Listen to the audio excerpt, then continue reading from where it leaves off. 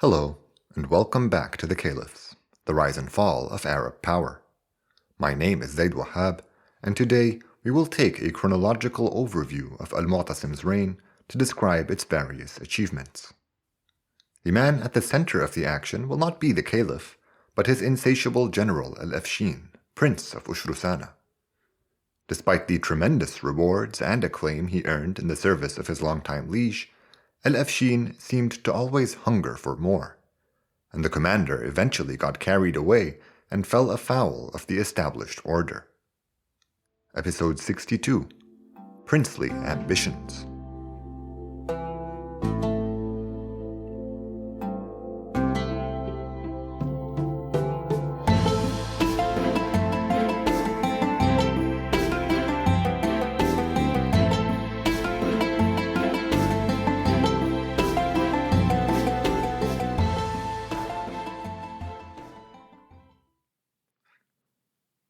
Six of Al-Mu'tasim's 8 years at the helm were marked by some major conflict.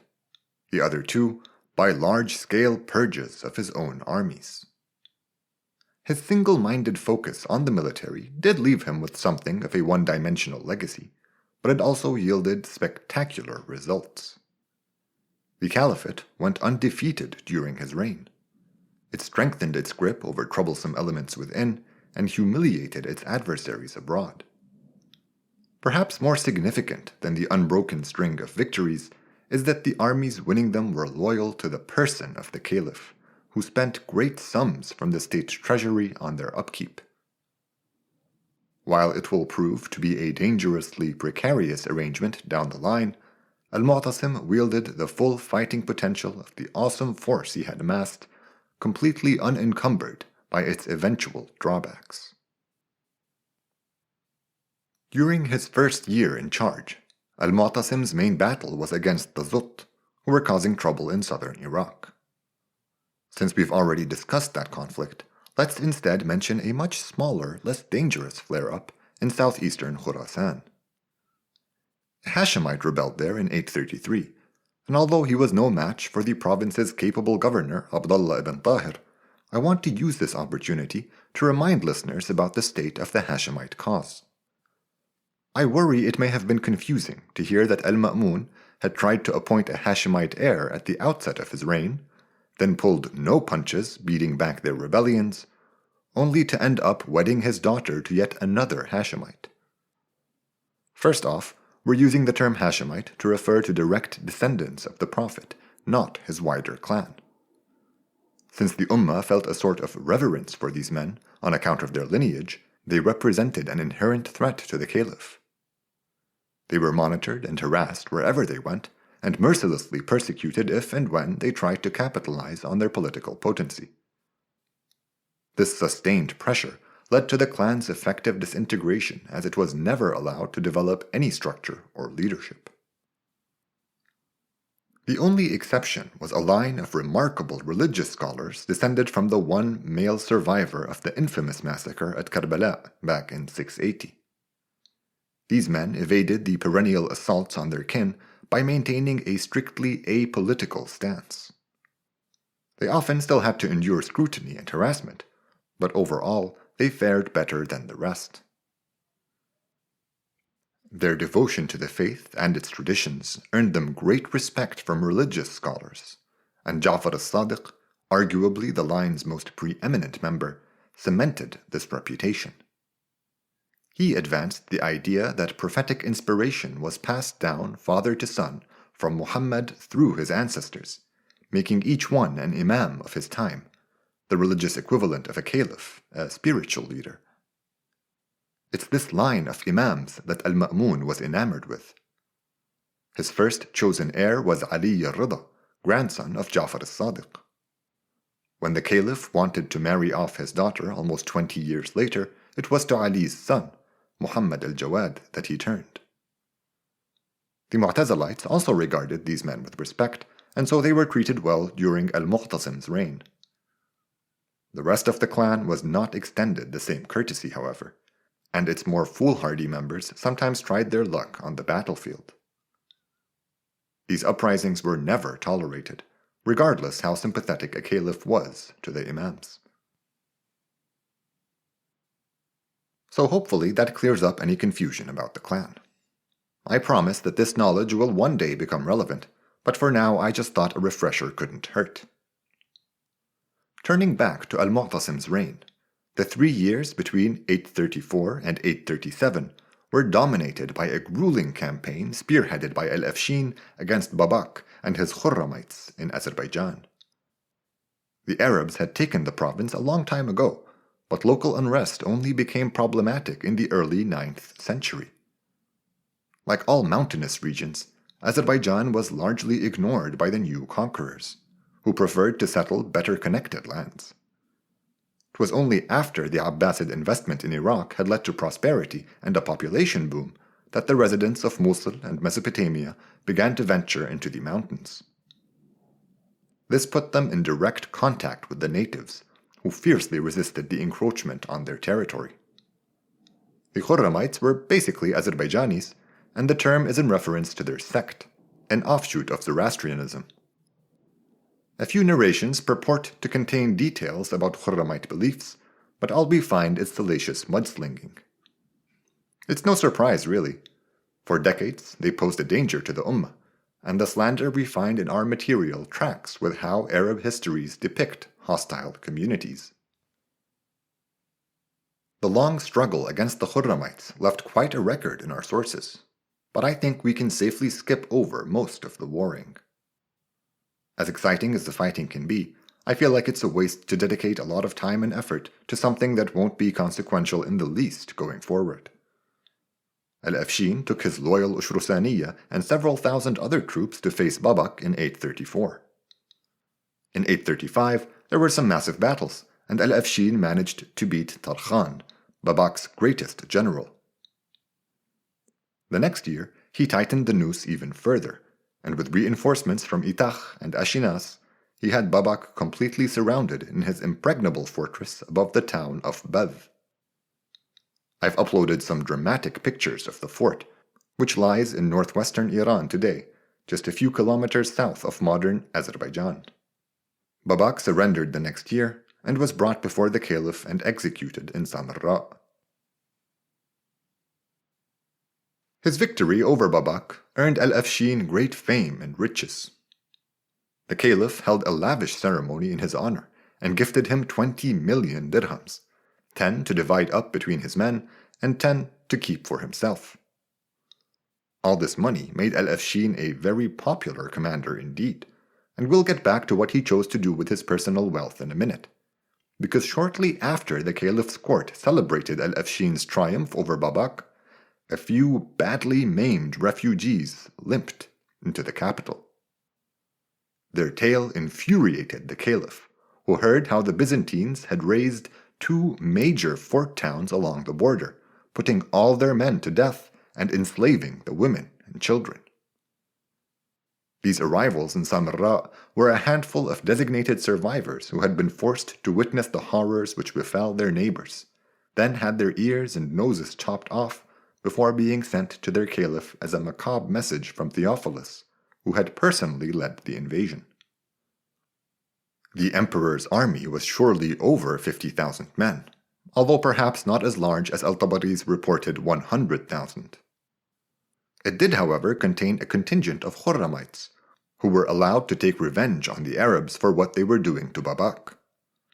It seems like the caliphate's 2 enemies had been cooperating for a while now, and the Byzantine invasion was even precipitated by the Khurramites, who hoped the Greeks would ambush the Arab armies besieging Azerbaijan from the west. Some narrations say that it was the heartrending stories of the survivors which aroused Al-Mu'tasim's wrath. Others, that it was the destruction of Zubatra, his supposed birthplace. Whatever the case, he responded in dramatic fashion, assembling the largest army the caliphate had fielded since before the Great Fitna, with some 80,000 highly skilled warriors. It was such an impressive force that our sources exaggerate its size far beyond the implausible. Al-Mas'udi, for example, says there were somewhere between 250 to 500,000 people involved. This host wasn't just going on a summer raid either. Its goal was the destruction of Amorium, a major Byzantine city and birthplace of Theophilus's Amorian dynasty. Having assembled everyone at Tarsus, Al-Mu'tasim laid out his simple plan. He hoped that an attack deep into Anatolia would draw the emperor out onto the battlefield, as that was exactly where the caliph sought to humble him. He would personally lead the umma's main force, which would first march from Tarsus to Ankara, then make its way southwest to Amorium. Al-Mu'tasim appointed some of his most trusted commanders in charge of the army's various units, but he reserved the indispensable Afshin for a special assignment.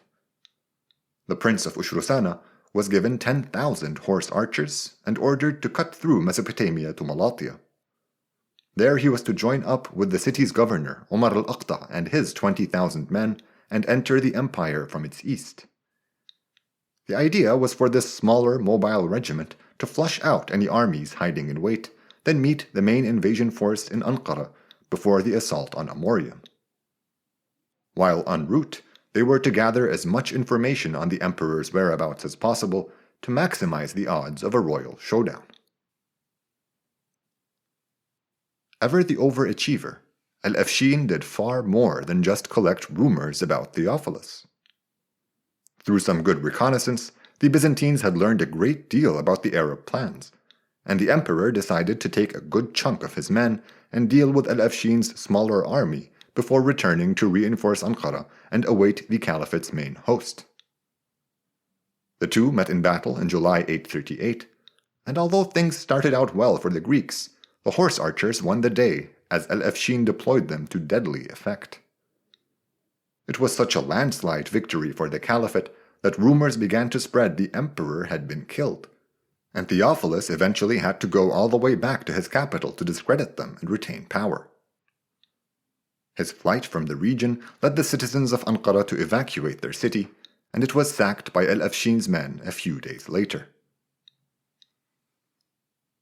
Al-Mu'tasim was surprised at how little resistance his army faced on its cautious march to Ankara. Once there, he was even more surprised to learn from the locals that there had been a great battle in which Al-Afshin had bested their emperor. When the two Arab armies met a few days later, the caliph showered his victorious general with praise and gratitude, and together the recombined force made its way to Amorium. The siege of the well-fortified city took 2 weeks, and persisted despite repeated Byzantine pleas for negotiation. We find several dramatizations about how the city's well-fortified walls were finally breached, but the real point is that it was by no means an easy victory, even if Al-Mu'tasim's incredibly proficient armies gave that illusion. The city was completely destroyed, with all its citizens either killed or enslaved. The caliph even took its iron gates, to have them installed in his palace in Samarra as a memento. You can find a map depicting all these campaigns on the episode's page at thecaliphs.com. The loss of Amorium dealt a strong blow to Byzantine morale. The emperor's standing was greatly reduced, and the empire even abandoned his doctrine of iconoclasm after his death a few years later. The caliphate failed to capitalize on its momentum, though, a fact that some narrations plausibly blame on the conspiracy against Al-Mu'tasim, which was only stopped a day before the caliph's murder was meant to occur, shortly after the fall of Amorium. Its discovery led to a year-long purge of the armed forces that left the caliph's loyalists more in control than ever before. Although the opportunity to kick the Byzantines while they were down slipped away, Al-Mu'tasim had 2 new problems to worry about the next year, in 838. One of them was quite short-lived, but I like how foreshadowy it is. The Ushrusani, whom Al-Afshin had left in charge of Azerbaijan, had stumbled across a few million dirhams which once belonged to Babak. Tempted by wealth and blinded by ambition, he tried to keep the matter a secret, but got found out after a whistleblower told on him.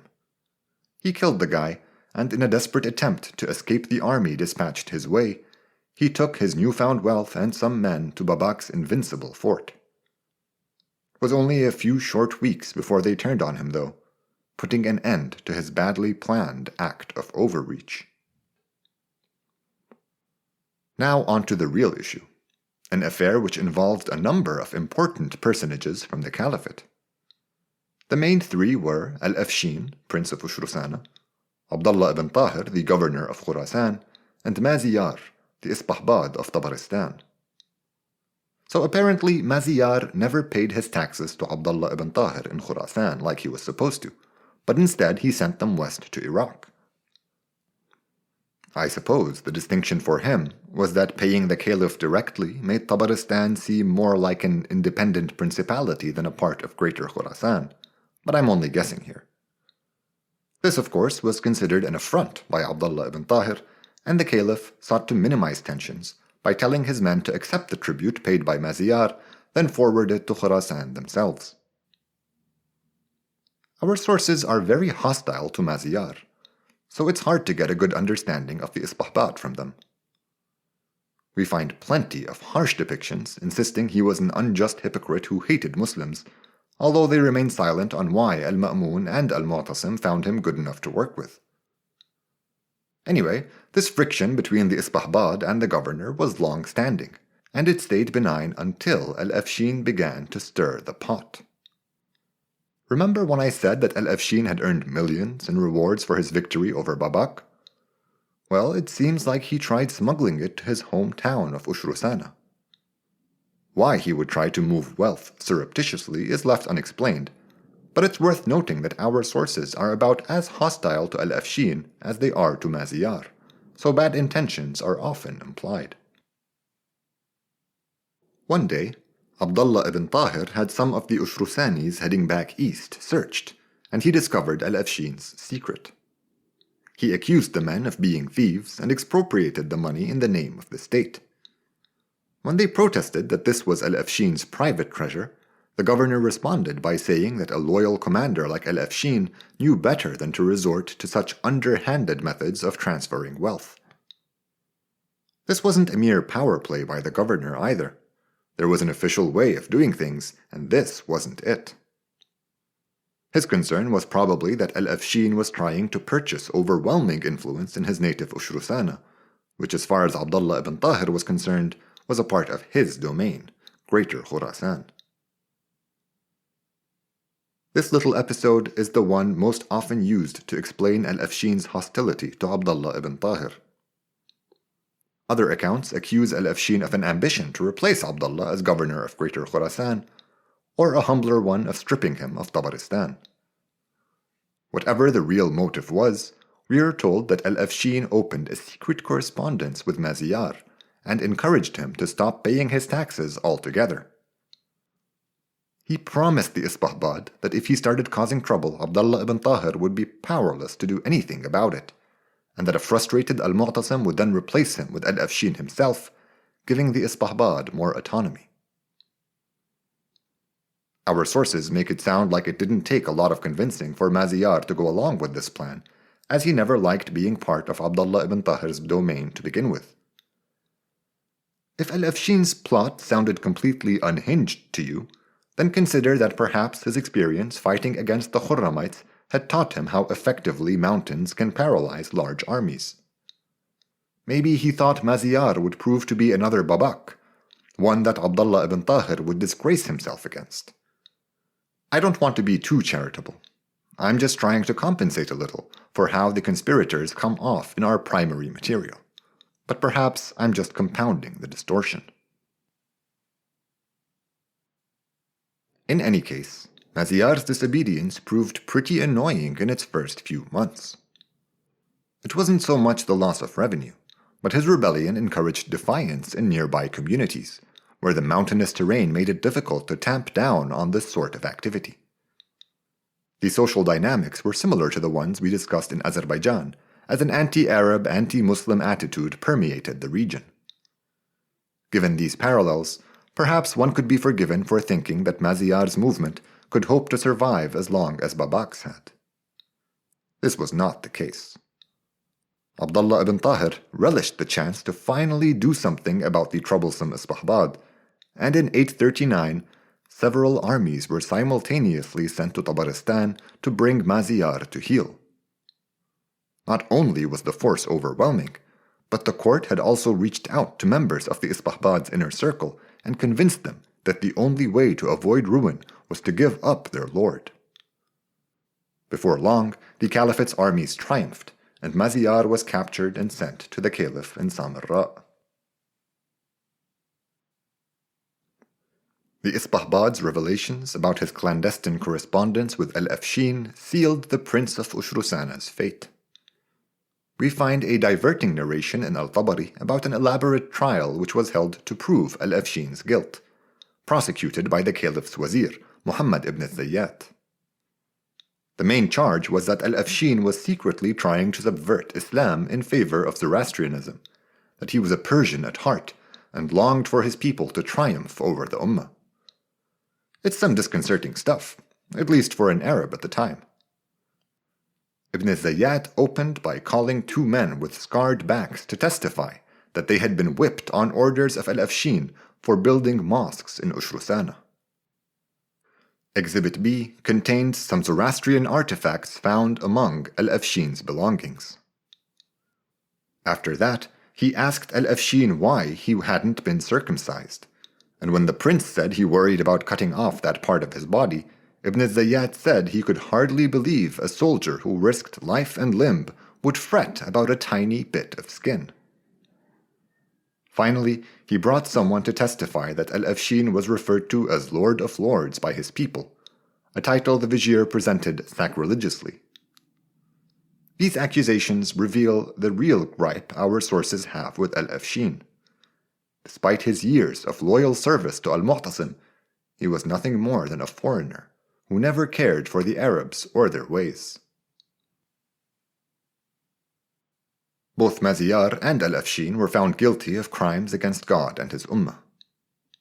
Maziyar was executed, and his body was put on display alongside Babak's now rotten corpse.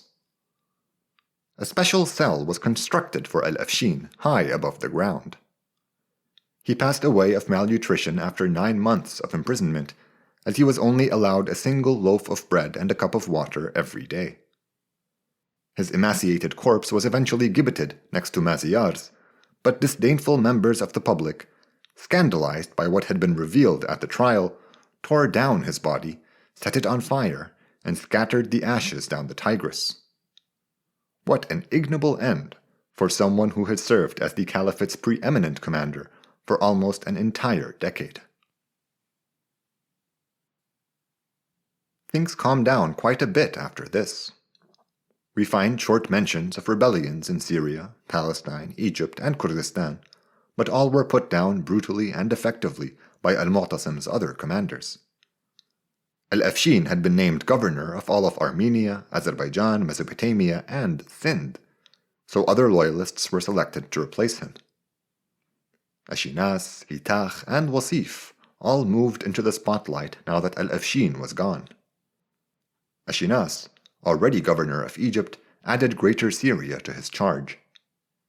Hitach became head of the caliph's personal guard, and Wasif a sort of hajib who never left Al-Mu'tasim's side. It wasn't long until the caliph himself passed away, however. But before focusing on him, let's finish up what we know about the caliphate's administration. Following the deaths of Afshin and the Isbahbad, Abdullah ibn Tahir achieved complete control of Tabaristan and Ushrusania. Tabaristan was actually meant to go to Maziyar's brother for betraying him, but his people killed him for that crime, so direct management of the province reverted to the governor of Khurasan. This was the greatest geographical extent of the Tahirid dynasty, which was experiencing its apex under the capable Abdullah ibn Tahir. I don't mean to make it sound like an independent state. In fact, it was more like a vital part of the caliphate than a province on the cusp of breaking away. The Tahirids managed a particularly troublesome region for the Abbasids, and they did so faithfully and successfully. Khurasan had always been an economically and socially backward part of the old Persian empires, so its new status as a center of power provided a kind of prosperity which had been missing for a very long time. The material, social, and cultural progress of its people helped bring more stability to the province, but it still contained dangerous elements, from resentful local lords to ruthless Kharijites, sheltering in the expansive hinterland of Khurasan. Not only did the Tahirids take care of all of that for the Abbasids, but they turned a profit doing so too, and forwarded tax revenue west to Iraq. It was a great arrangement for the caliphate, probably the best one devised by al-Ma'mun during his long reign. I guess this is a good point to share a small corrective about Yemen. I know I said that al-Ma'mun's Umayyad choice for governor, Muhammad ibn Ziyad, spun the province into his own independent Ziyadid dynasty, but that's only partially true. Although the Ziyadids would remain in power, it was only over about a quarter of Yemen, around the city of Zabid and some coastal areas there.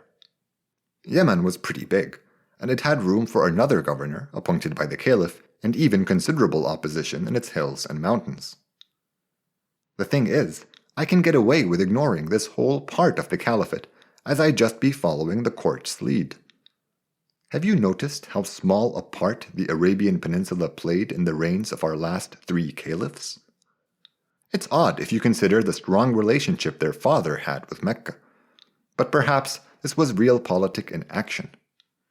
The Arabs weren't an especially valued part of the state, and their lands produced little to no tax revenue. The tribes that inhabited the Arabian desert no longer identified with the caliphate in any meaningful ways, or at least organizationally effective ones. To get the tribes to participate in the umma, one had to work with the tribal leadership, and the caliphate had already evolved past that point. Let's return our attention to the caliph as we conclude our discussion of his reign. He fell ill in late 841, and in early 842 al-Mu'tasim passed away after a bout of hirudotherapy, which is the technical term for when leeches are used for bloodletting, a common medical practice in medieval times. Despite the unexpected passing of the generally healthy 45-year-old, there was no confusion about who was to succeed him, as the caliph had already designated his eldest son, Harun, as his heir. Our primary sources describe al-Mu'tasim in a way that is highly congruous with his soldierly reign. While it's always suspicious to see such neat parallels between a caliph and his time in charge being drawn, there does seem to be some truth to it this time. Narrations agree that he was a burly, muscular man who preferred the company of similarly brawny folks. He was also quick to anger and brutal in his wrath.